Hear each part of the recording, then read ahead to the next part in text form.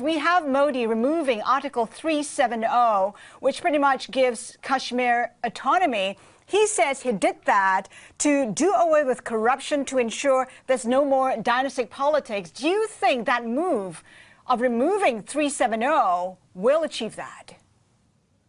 Well, I think first one has to bear in mind one fact, that India controls only 45% of the original princely state of Jammu and Kashmir. Pakistan holds 35% and China 20%.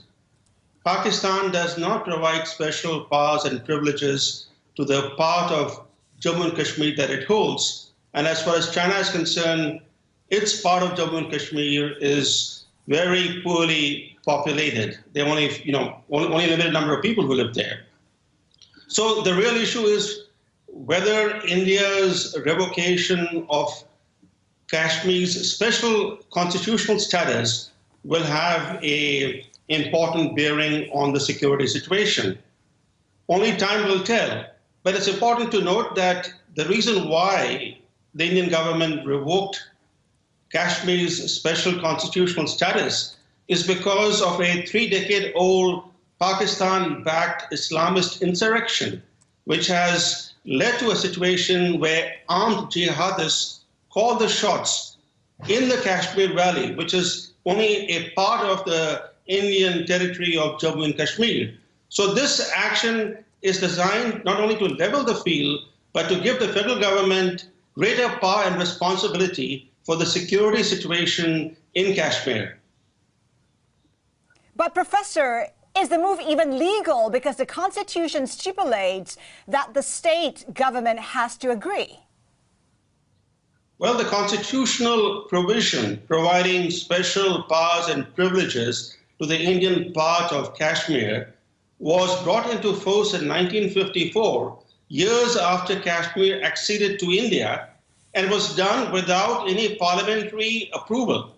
So its revocation from a legal and constitutional standpoint is pretty sound. I don't think the legal challenge to this particular revocation what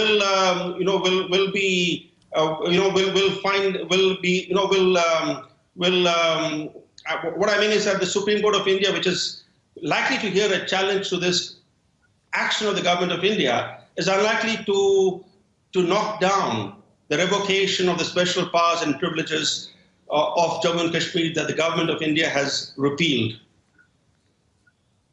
500,000 troops are said to be in Kashmir, and they have locked down the whole state right now. When do you expect that lockdown to end, and what will happen after that? Because the legal challenges notwithstanding, there's a lot of discord with regards to this.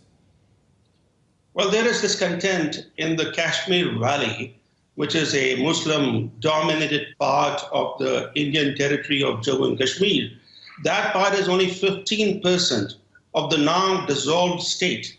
The rest of the state is actually celebrating the constitutional change that has been enacted by the Indian Parliament. So it's the small area, but quite densely populated area called the Kashmir Valley, where there's a lot of discontent and Islamist insurrection. That's the area where the jihadists call the shots. And that's where the government has sent in troops so that there is no mob violence and no rioting. And I think because of the upcoming Eid festival on Tuesday, these restrictions will likely be eased and maybe even lifted by Monday.